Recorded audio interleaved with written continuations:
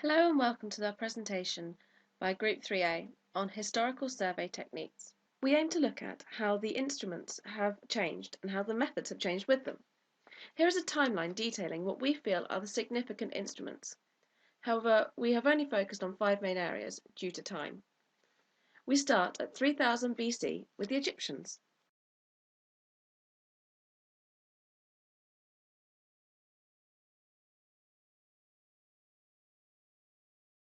The first surveyors were Egyptians in 3000 BC. A surveyor was known as a harpodonapte, which meant rope stretcher in Egyptian.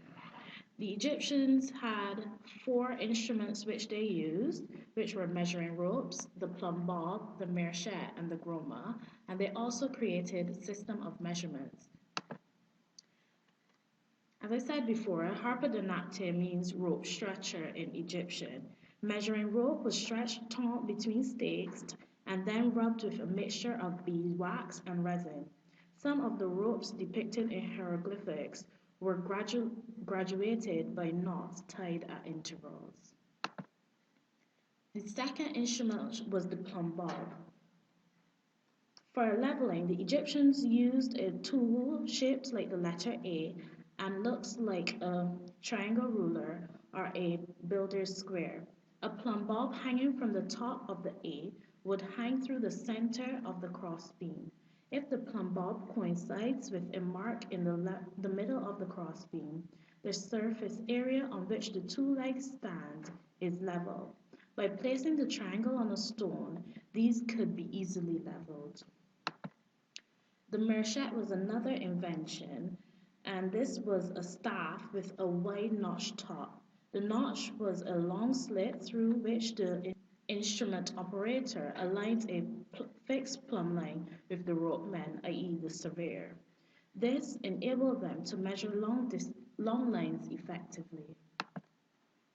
The fourth instrument is the groma. The groma was a right-angle device designed for laying out fields, much like the severe cross of more recent times. Between the groma and the meerschaert was more accurate.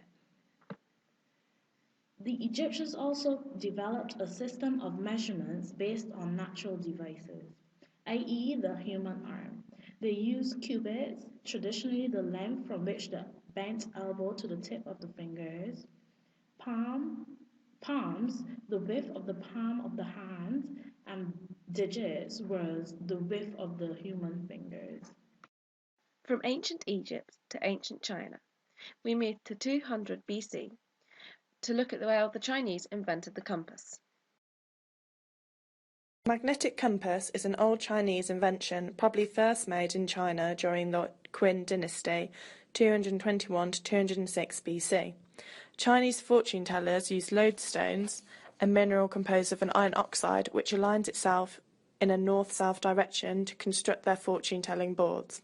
Eventually, someone noticed that the lodestones were better at pointing out real directions, leading to the first compasses. They designed the compass on a square slab which had markings for the cardinal points and for the constellations. The pointing needle was a lodestone, spoon-shaped device with a handle that would always point south. Magnetized needles, used as direction pointers instead of a spoon-shaped lodestone, appeared in the 8th century AD, again in China, and between 1850 and 1050 they seem to have become common as navigational devices on ships. In addition to its basic components, early compasses of this type featured a number of markings. From the ancient world to the past 1,000 years, there were not many new developments. So we've moved straight on to theodolites, which were developed in the 1600s.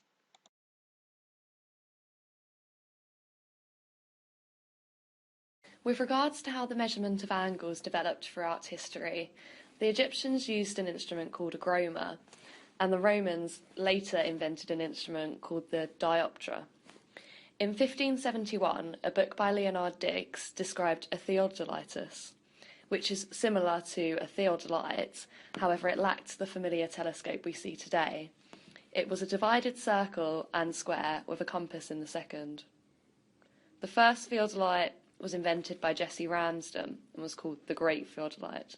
It was created specifically for the Ordnance Survey. Throughout history, the theodolite had the vertical partial circle replaced with a full circle, and both the horizontal and vertical circles finally graduated, making it a lot more precise for accurate readings to be taken. Due to the fact that the angles were scribed by hand, the instrument was only as accurate as the capabilities of the maker. Nowadays, readings are done electronically. CCD sensors were added to the focal plane to allow auto-targeted and automated measurement of target offset. From one piece of equipment that has been modernised, we now look at another, the level. The level has its beginnings all the way back in the Egyptian period, but I'll let Beth explain. In 1734, the wheel level was invented, which had a bubble slung below it. Troughton then went on to invent a level which had a bubble partially embedded in the instrument. In 1832, William Gravett invented the dumpy level, which was more transportable and easy to use. However, this dumpy level did not fully replace the wheel level until the 1950s, when the dumpy level was modified and became the tilting level. The instrument was then developed further into a handheld instrument by William Bury. In the 1960s, Zeiss introduced a self-adjusting automatic optical system which allowed only level rays to pass through. In the 1980s, the electronic level was invented, which used electronic image digital processing using a barcoded rod. The result is then displayed and stored.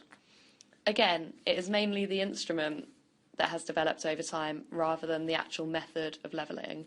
The development of the instrument, especially now electronic, has meant readings are a lot more accurate.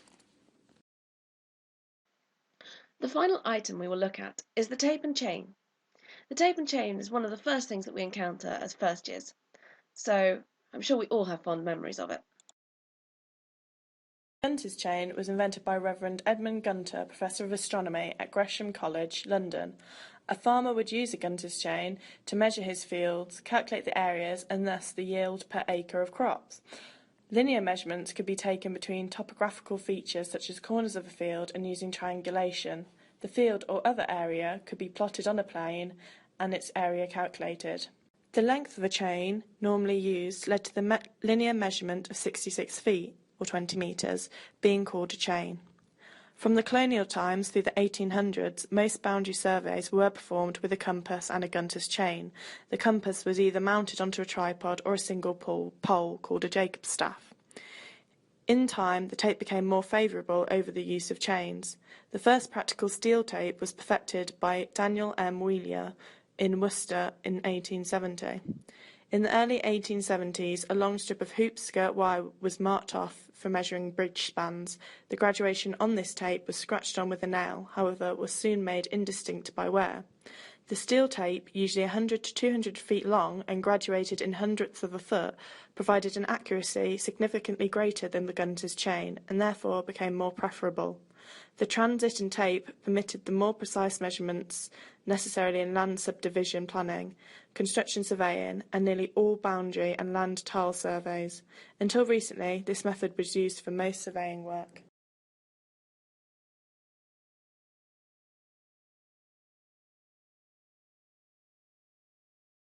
Although with time, techniques have not changed greatly, developments in technology have led to accuracy increasing.